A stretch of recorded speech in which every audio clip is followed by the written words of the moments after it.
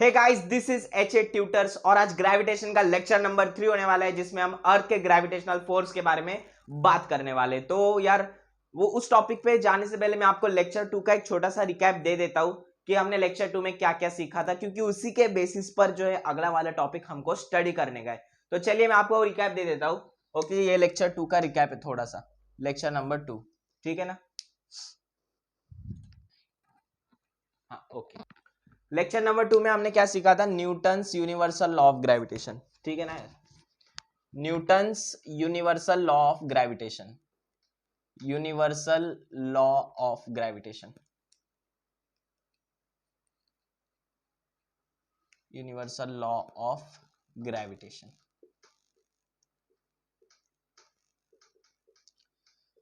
इस लॉ में हमने क्या सीखा था कि दो चीजें होती है, ठीक है जी। एक चीज या एक चीज है, ये दोनों एक दूसरे को अट्रैक्ट करेंगी और वो फोर्स, जिस फोर्स से वो दोनों एक दूसरे को अट्रैक्ट करते हैं, वो फोर्स किस इक्वेशन से मिलेगा? देखो एफ यहाँ पर मेरा वो फोर्स है, एफ इज इक्वल्स टू जी मतलब यूनिवर्सल ग्रेविटेशन कांस्टेंट। उसकी वैल्यू भी मैं यहाँ पर लिख देता हूँ 6.673 इंटू 10⁻11। ठीक है जी, ये जी का वैल्यू है। तो जी यहाँ पर एक कांस्टेंट है, जी इंटू m1 मतलब फर्स्ट ऑब्जेक्ट का मास, इंटू m2 मतलब सेकेंड ऑब्जेक्ट का मास, और अपॉन मतलब डिवाइड आर स्क्वायर मतलब दो ऑब्जेक्ट के बीच का डिस्टेंस का स्क्वायर। ओके जी, ये हमें इस इक्वेशन से वो फोर्स ऑफ अट्रैक्शन मिल जाता है। ये हमने लास्ट लेक्चर में पढ़ा। उसके बाद हमने न्यूटन का क्या सीखा था? Newton's inverse square law of gravitation, Newton's inverse square law of gravitation, inverse square law of gravitation.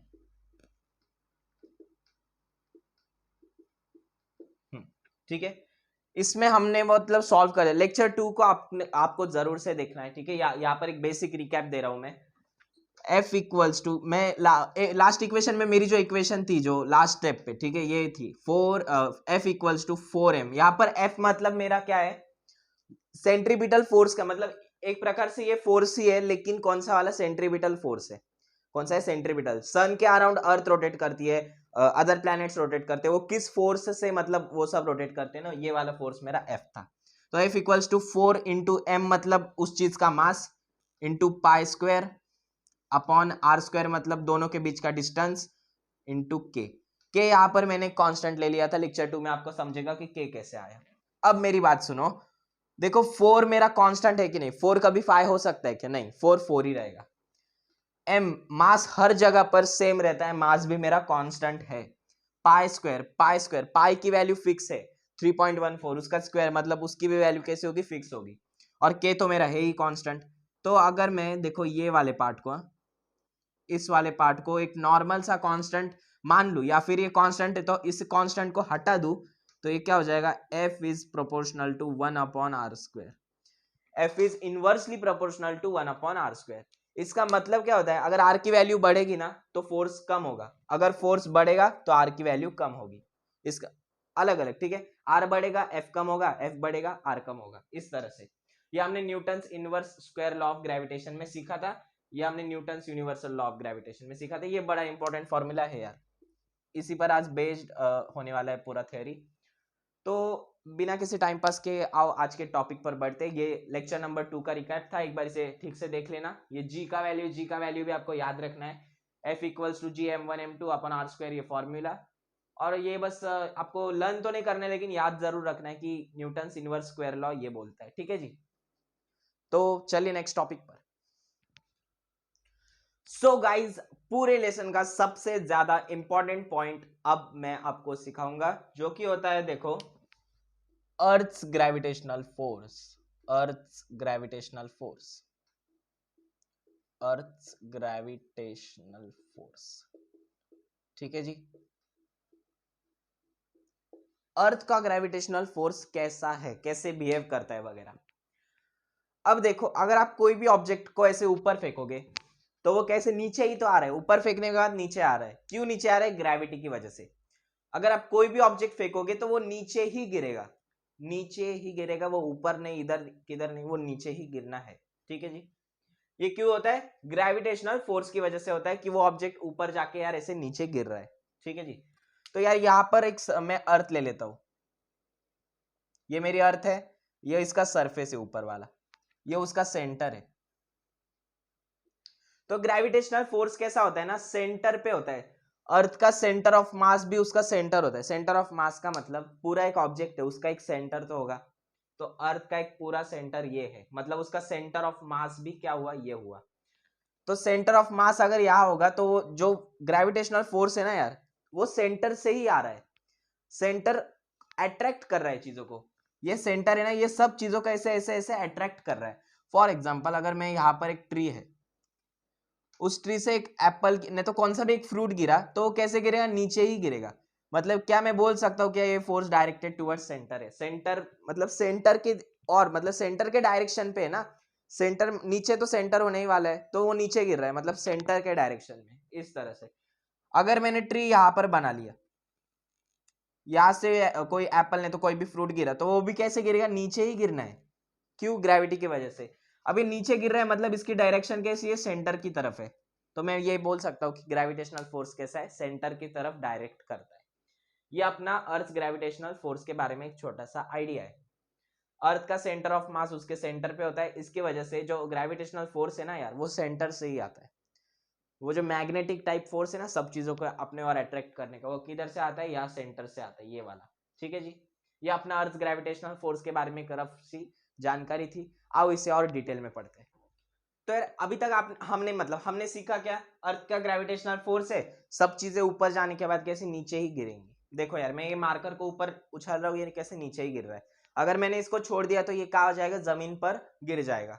और जमीन पर अगर कुछ भी ना होता तो ये डायरेक्टली अर्थ के सेंटर पे चला जाता है। ठीक है जी, अगर मैं यहाँ से अर्थ के सेंटर तक एक होल डिग कर लूँ ना, देखो यार यहाँ पर फॉर एग्जाम्पल मैं खड़ा हूँ, ठीक है जी, यहाँ से अगर मार्कर गिर रहा है ना, और यहाँ पर मैं पूरा एक होल डिग कर लूँ, तो यार वो सच्ची में अर्थ के सेंटर तक जाएगा।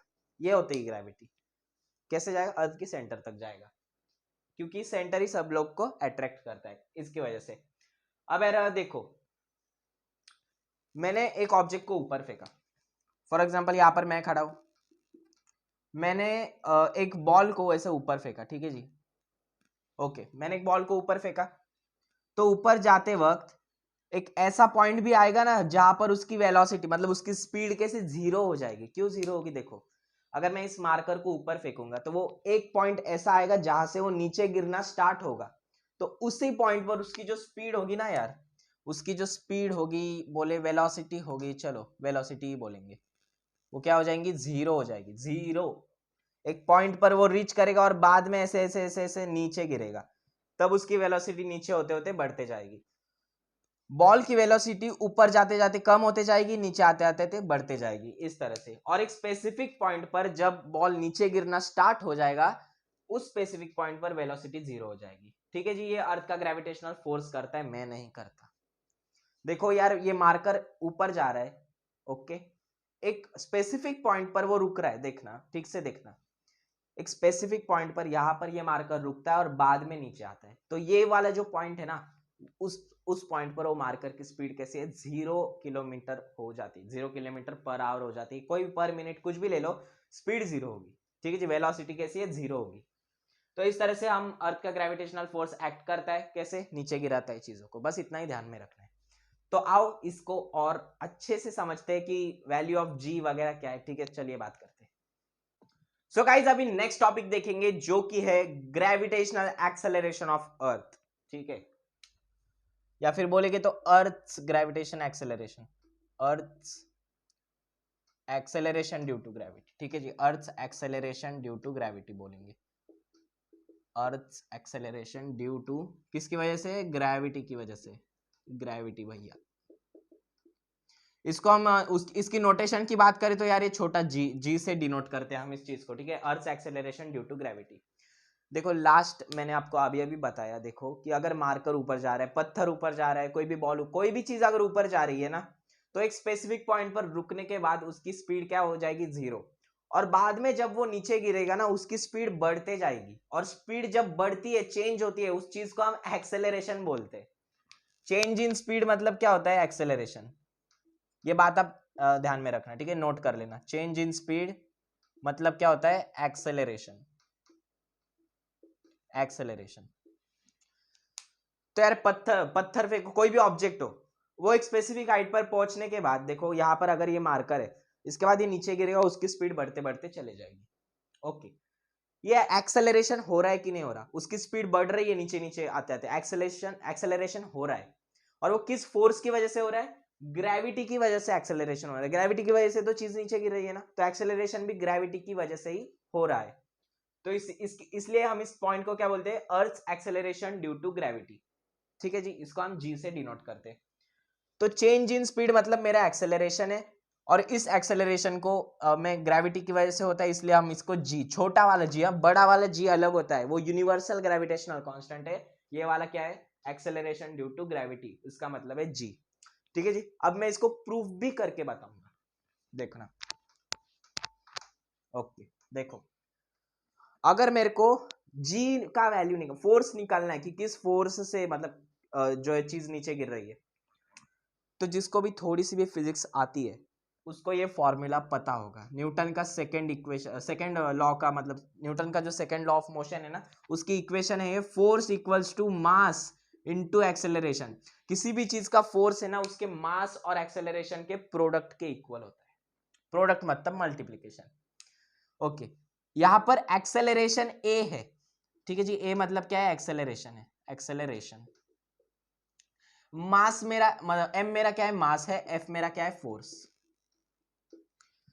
तो अगर मैं एक्सेलरेशन की जगह पर एक्सेलरेशन ड्यू टू ग्रेविटी कर दूं, कोई प्रॉब्लम होगा? वो भी तो एक एक्सेलरेशन ही है ना। तो यहां पर मैं ए की जगह पर डायरेक्टली जी रख देता हूं। जी भी मेरा एक्सेलरेशन ड्यू टू ग्रेविटी ही है, मतलब मेरा एक्सेलरेशन है। तो यार ये हो गया मेरा एक्सेलरेशन ड्यू टू क्या? Gravity. Acceleration due to gravity, due to gravity. ठीक है जी, नोट डाउन कर लेना ये। ओके, तो मेरे पास फोर्स का फॉर्मूला है। फर्स्ट देखो, मैंने आपको रिकैप में ही बता दिया था कि फोर्स जो है ना, फोर्स ऑफ अट्रैक्शन, अब ध्यान से सुनना, ठीक है, ध्यान से सुनना। ये अर्थ का सरफेस है। ओके जी, कोई ऑब्जेक्ट इधर है, तो क्या मैं बोल सकता हूं कि इन दोनों के बीच में अट्रैक्शन है? ऑब्जेक्ट कैसा है? अर्थ की तरफ गिर रहा है ना, तो अर्थ की तरफ क्या हो रहा है? अट्रैक्ट हो रहा है। और मेरे को मतलब वो अट्रैक्शन का फॉर्मूला क्या था? F equals to G into M1 into M2 upon are square. था कि नहीं था भैया? था। ठीक है जी, यहां पर M1 मेरा क्या होगा? देखो, M1 मेरा क्या होगा? Mass of earth. Mass of earth, दो ऑब्जेक्ट है तो फर्स्ट ऑब्जेक्ट हम अर्थ ले लेते हैं, उसका मास। M2 मतलब mass of object, mass of object. ठीक है जी, जी मतलब मेरा ग्रेविटेशनल कांस्टेंट है, आर स्क्वायर मतलब उन दोनों के बीच का डिस्टेंस। तो अब देखो, ये दोनों भी फोर्स ही है बराबर, ये फोर्स ऑफ अट्रैक्शन है, और ये किसी पर भी चीज मतलब किसी भी चीज पर लगने वाला फोर्स ही है। दोनों भी कैसे? फोर्स है। तो ये दोनों फोर्स कैसे हो जाएंगे? इक्वल। अब देखना, मतलब ये फाइनल मेरी इक्वेशन क्या आ जाएगी? F इक्वल्स टू एफ हो जाएगी। तो F मेरा यहाँ पर क्या है? G into M1। चलो M1 की जगह पर हम बड़ा वाला M रख देंगे, और छोटे M2 की जगह पर हम छोटा M रख देंगे। ओके, और अपॉन में R square equals to M into G, M into G. Done. देखो, M यहाँ पर मल्टीप्लाई कर रहे हैं, नीचे जाके डिवाइड करने वाले, तो M से M यहाँ पर ही कैंसिल हो जाएंगे। तो ये डायरेक्टली क्या आ जाएगा? G into M upon are square equals to क्या आ जाएगा मेरा? G। क्या आ जाएगा? G आ जाएगा। ठीक है ना यार। सो गाइज, यहाँ पर M से M तो कैंसिल हो गया, मेरे पास G का ये इक्वेशन आ जाएगा। चलो मैं G को इस साइड आराम से लिख देता हूँ। चलो, G इंटू एम, M यहाँ पर मेरा मास ऑफ अर्थ है, G मेरा यूनिवर्सल ग्रेविटेशन कांस्टेंट है, आर स्क्वायर। आर स्क्वायर मेरे को क्या निकालना है? एक्सेलरेशन ड्यू टू ग्रेविटी निकालना है। ठीक है, तो इस आर स्क्वायर की जगह पे मैं रेडियस यूज करूंगा अर्थ का। इसमें अब ऑब्जेक्ट का कोई रोल ही नहीं है। अगर ऑब्जेक्ट का मास ही कैंसिल हो गया तो ऑब्जेक्ट का कोई रोल नहीं है। मेरे को बस ये ढूंढना है कि कौन से अर्थ के सरफेस पर कितना जी का वैल्यू रहेगा। तो इसके लिए मेरे को आर स्क्वायर, आर स्क्वायर हम यूज क्यों करें? अगर कोई ऑब्जेक्ट है ही नहीं, तो आर स्क्वायर की जगह पे हम अर्थ का रेडियस यूज करेंगे, और अर्थ का रेडियस हम कैपिटल आर से डिनोट कर देंगे, तो आर स्क्वायर। ठीक है जी, अब इसको मैं यार ठीक से लिख देता हूँ। जी यहाँ पर मेरा क्या है? एक्सेलरेशन ड्यू टू ग्रेविटी है। ठीक है जी, acceleration due to gravity, acceleration due to gravity. यहाँ पर बड़ा वाला जी मेरा क्या है? Universal gravitation constant. Universal gravitational constant.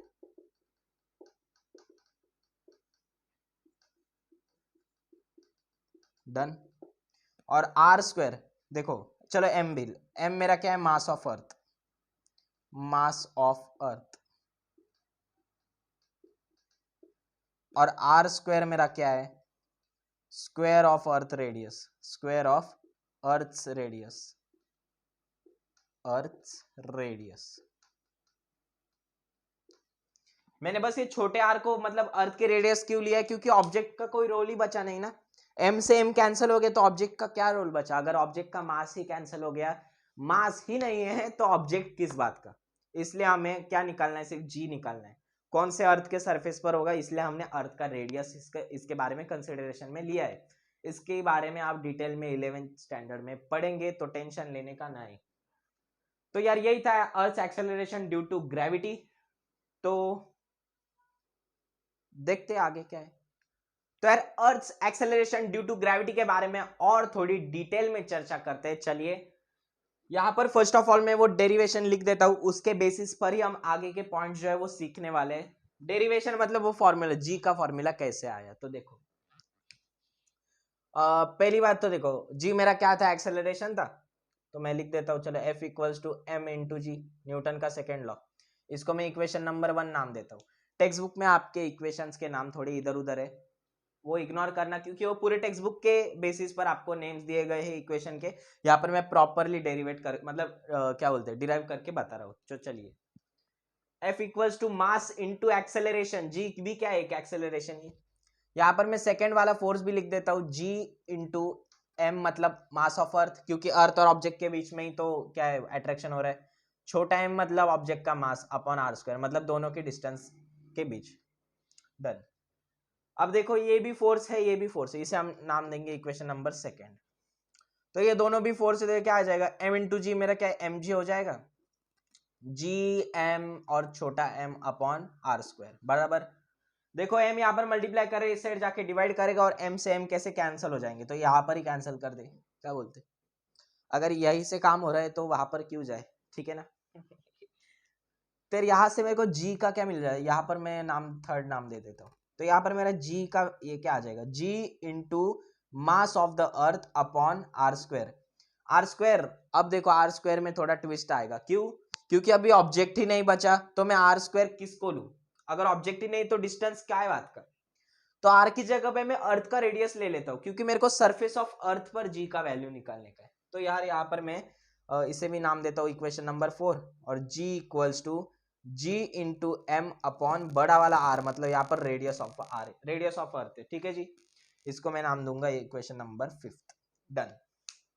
यहाँ पर जी मेरा क्या है, यूनिवर्सल ग्रेविटेशन कांस्टेंट है, एम मेरा मास ऑफ अर्थ है, आर स्क्वायर मेरा क्या है, रेडियस ऑफ अर्थ का स्क्वायर है, और जी मेरा एक्सेलरेशन ड्यू टू ग्रेविटी किस पर, अर्थ के सरफेस पर, ठीक है जी। यहाँ पर यार एक लाइन मार देते, ओके। अब अर्थ एक्सेलरेशन ड्यू टू ग्रेविटी कहाँ कहाँ चेंज होती है वो देखेंगे।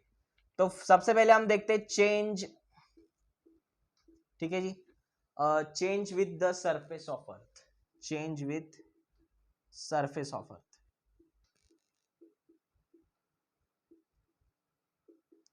अर्थ के सरफेस पर ही, वो गोलाकार स्पिरिकल सरफेस है ना यार, अर्थ कैसी स्पिरिकल है, तो वो जो सरफेस है अर्थ की सरफेस पर जी का वैल्यू कैसे चेंज होगा वो देखते हैं। देखो सबसे पहली बात मैं आपको बता दूं कि बचपन से आप जो पढ़ते आ रहे हो ना कि अर्थ यार स्पिरिकल है, अर्थ एकदम 3D सर्कल के जैसी दिखती है, तो वैसी बात नहीं होती।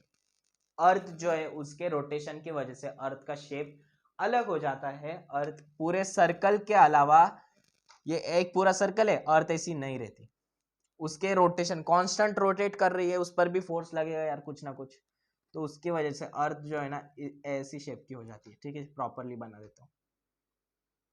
हाँ, अर्थ कुछ इस शेप की हो जाती है, मतलब वो इक्वेटर से बाहर निकलती है और पोल्स पे छोटी, उसकी हाइट कम हो जाती है, और उसका वजन जो है वो ऐसे ऐसे बढ़ते जाता है, ठीक है, उसका बॉडी साइज यहां से बढ़ेगा और ऊपर से कम हो जाएगा, उसको बोलते हैं, ठीक है, बल्ज होता है वो इक्वेटर पे। ये अपनी अर्थ है तो इसका प्यारा सा ई दे देते हैं।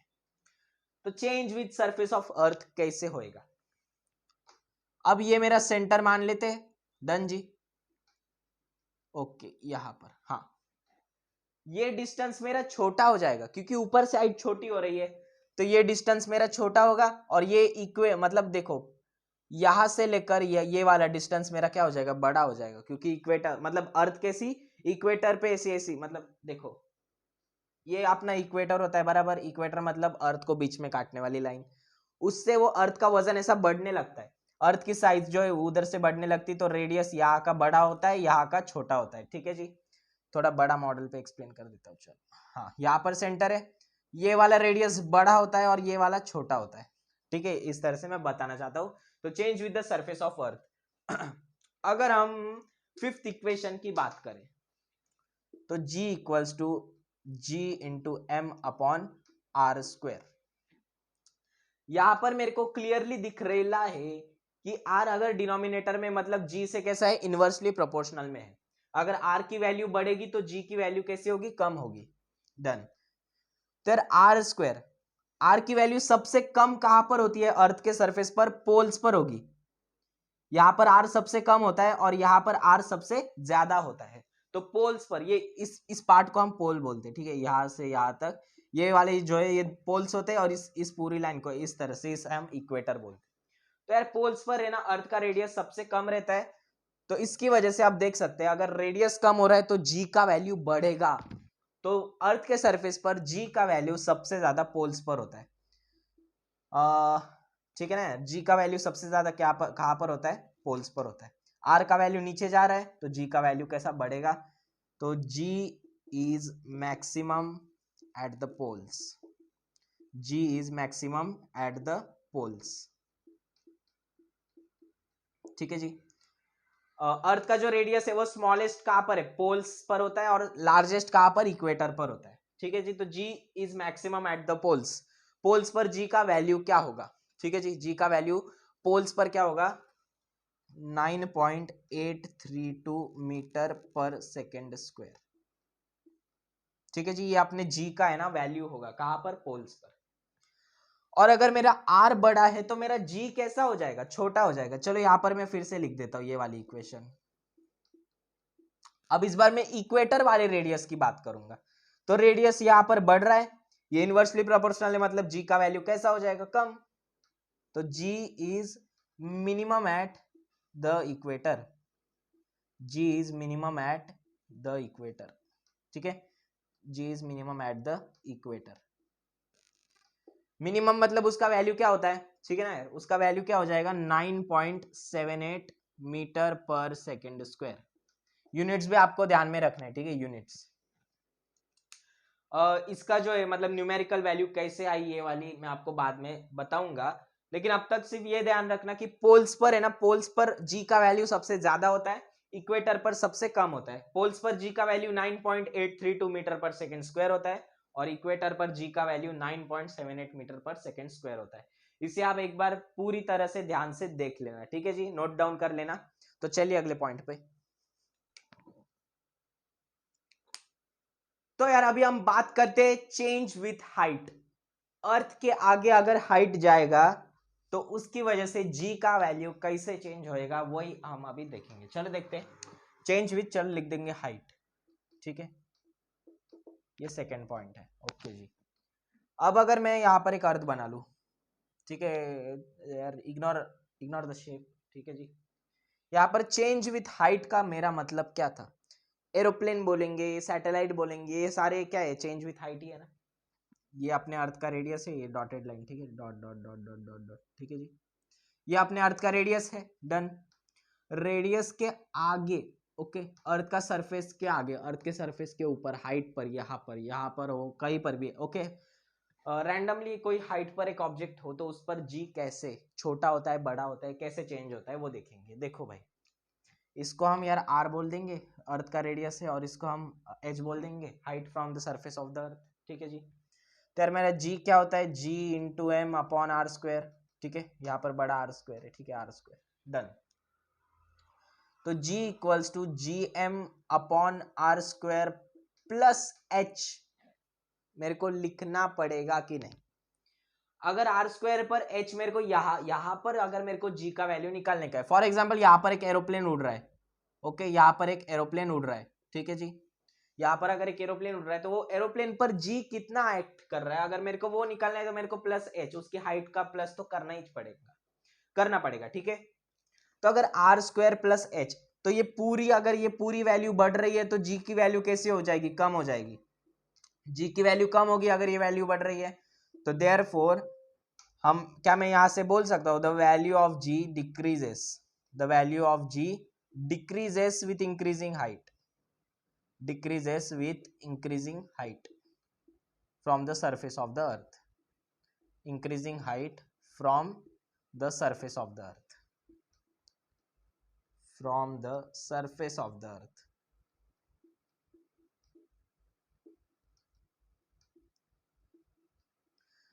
ठीक है जी, अर्थ के सरफेस के बाद अगर हाइट अगर बढ़ेगी तो जी की वैल्यू उस ऑब्जेक्ट के लिए जो हाइट, मतलब जो ऑब्जेक्ट अर्थ के सरफेस के हाइट के ऊपर जा रहा है, ठीक है जी, उस पर जी कैसा हो जाएगा, कम होता है, जी की वैल्यू उस पर कम पड़ती है, ठीक है। तो यार यहाँ से मैंने कंक्लूड कर दिया कि द वैल्यू ऑफ, ठीक है, यहाँ पर g, okay, the value of ji decreases with increasing height from the surface of the earth, okay g. तो यहाँ पर नोट डाउन कर लेना, ठीक है। तो चलिए नेक्स्ट पॉइंट पर। So guys, acceleration due to gravity में थर्ड पॉइंट जिसकी वजह से ग्रेविटी का वैल्यू जो है कम ज्यादा होएगा, तो वो है चेंज विद डेप्थ। डेप्थ की वजह से भी जी की वैल्यू में क्या आता है, चेंज आता है। तो कैसे आता है, देखो यहां पर मैं एक अर्थ बना लेता हूं वापस से, यहां पर सेंटर है, डेप्थ मतलब यार सेंटर की तरफ, ठीक है जी, ये अपनी डेप्थ है, अर्थ का रेडियस ही बोल सकते हैं। तो यार कोई ऑब्जेक्ट यहां पर है, फॉर एग्जाम्पल रैंडमली अगर ये वो यहां पर है, तो यार यहाँ पर मेरे को जी का वैल्यू निकालने का है। तो मैं कैसे निकालूंगा, मतलब जी का वैल्यू निकालने से ज्यादा जी का वैल्यू कैसा है, कम है ज्यादा है, ठीक है जी, ये मेरे को यहाँ पर निकालने का है। तो यार आप बोलोगे कि देखो यहाँ पर आर कम हो रहा है क्या, अगर यहाँ पर ऑब्जेक्ट है तो यहाँ से यहाँ तक का डिस्टेंस तो पूरे के आधा ही है। अगर इस पूरे को हम आर मान ले और इसको हम एच मान ले, ठीक है जी, ये वाले डिस्टेंस को चलो यहाँ पर ये वाले डिस्टेंस को हम एच मान लेते, तो यार ये वाला डिस्टेंस क्या हो जाएगा, आर माइनस एच, बराबर जी, रेडियस से तो कम ही है ना ये वाला डिस्टेंस, ये पूरा रेडियस है तो ये तो कम ही होने वाला है। तो आर की वैल्यू अगर कम है, ये अपनी इक्वेशन है, जी equals to G into M upon are square. Are की वैल्यू कम है तो जी की वैल्यू बढ़ेगी, क्योंकि ये इनवर्सली प्रोपोर्शनल में, आर की वैल्यू कम होगी तो जी की वैल्यू बढ़ेगी, बराबर।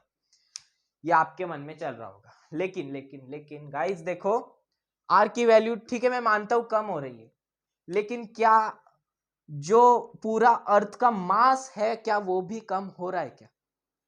डेप्थ पे अगर हम गए तो यार ये वाला जो पोर्शन होगा ना, ठीक है, डेप्थ पे अगर हम गए ना, तो ये वाले पोर्शन की मैं बात कर रहा हूं, ये किसी काम का नहीं रहता है, तो मेरा मास भी कैसा हो जाएगा, कम हो जाएगा, बराबर कि नहीं।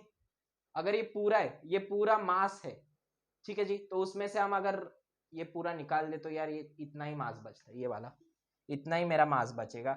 तो यार मेरा मास भी जा रहा है, ठीक है, मेरा आर मेरा छोटा होते जा रहा है, जी मेरा बढ़ना चाहिए, लेकिन मेरा मास भी तो जा रहा है, ठीक है। अगर मास कम होगा तो जी भी मेरा कम होगा, क्योंकि क्या है, डायरेक्टली प्रोपोर्शनल में, मास कम होगा तो जी भी कम होगा, आमने सामने है ना, इस वजह से। तो यार भले आर की वैल्यू कम मिल रही है लेकिन मेरा मास भी कम हो रहा है। फॉर एग्जाम्पल अगर मैं ले लूं, मेरे पास कहीं से पैसे आ रहे हैं लेकिन मेरे से पैसे खर्च भी हो रहे हैं, और यार मेरा खुद का भी कोई एक्स्ट्रा खर्चा हो ना, उसमें भी मेरे पैसे बहुत जा रहे हैं, तो यार एक दिन मेरी वैल्यू कैसी हो जाएगी, कम हो जाएगी। तो इसका ऐसे ही जी का है, आर से पैसे आ रहे हैं एम, लेकिन एम पर मेरे पैसे जा रहे हैं, और छोटे मोटे डिफरेंस की वजह से यार जी का वैल्यू कम होते जा रहा है। तो चेंज विद डेप्थ से यहां से मैं कंक्लूड कर सकता हूं, देखो यार ये तो जी आर के साथ कम होएगा, और अगर इसकी बात करें तो यार ये दोनों ही कम होंगे, ठीक है जी। तो यहां से मैं कंक्लूड कर देता हूं, the value of ji decreases with decreasing depth, ठीक है, डिक्रीज बोले तो इंक्रीजिंग है डेप्थ, ठीक है जी, इंक्रीजिंग डेप्थ, ठीक है। जितना डीप आप खोदते जाओगे आपके लिए ग्रेविटी उतनी ही कम होती जाएगी, ये मैं बोलना चाहता हूं। और अगर आप सेंटर पे पहुंच गए ना अर्थ के, यहां पर आपके लिए ग्रेविटी जीरो हो जाएगी, जीरो, कुछ भी ग्रेविटी नहीं, आप हवा में वगैरह उड़ोगे, ठीक है जी, वो इमेजिनेशन बाद में। लेकिन यार यहाँ पर है ना ग्रेविटी जीरो हो जाती है, और अगर कोई ऑब्जेक्ट यार अर्थ से बहुत दूर इनफिनाइट डिस्टेंस से आ रहा है उसके लिए भी ग्रेविटी क्या हो जाएगी, जीरो हो जाती है। ठीक है जी। तो यार the value of ji decreases with increasing depth. Okay, यहां पर समझ गए। तो जी के वैल्यूज का टेबल वगैरह सब हम अगले लेक्चर में देखेंगे, इस पॉइंट को भी आगे ही कंटिन्यू करेंगे। लेकिन इतना ध्यान रखना है कि देखो अर्थ की मतलब जी का वैल्यू जो है ना वो मैक्सिमम अर्थ के पोल्स पर होता है, जी का वैल्यू थोड़ा सा कम अर्थ के इक्वेटर पर होता है, और जी का वैल्यू हाइट बढ़ते ही कम होते जाएगा, डेप्थ बढ़ते भी कम ही होते जाएगा। ये आपको माइंड में रखना है। ठीक है जी, ये आज के लेक्चर का कंक्लूजन था। तो इसी पॉइंट को आगे लेक्चर में कंटिन्यू करेंगे, कुछ आगे मतलब कुछ और भी पॉइंट्स अगले लेक्चर में हम सीखेंगे। तो तब तक के लिए आपसे विदा लेता हूँ, और एक लंबी सी मुस्कान के साथ, ठीक है, एक बड़ी सी स्माइल के साथ अगले लेक्चर में मिलेंगे। तब तक के लिए बाय बाय।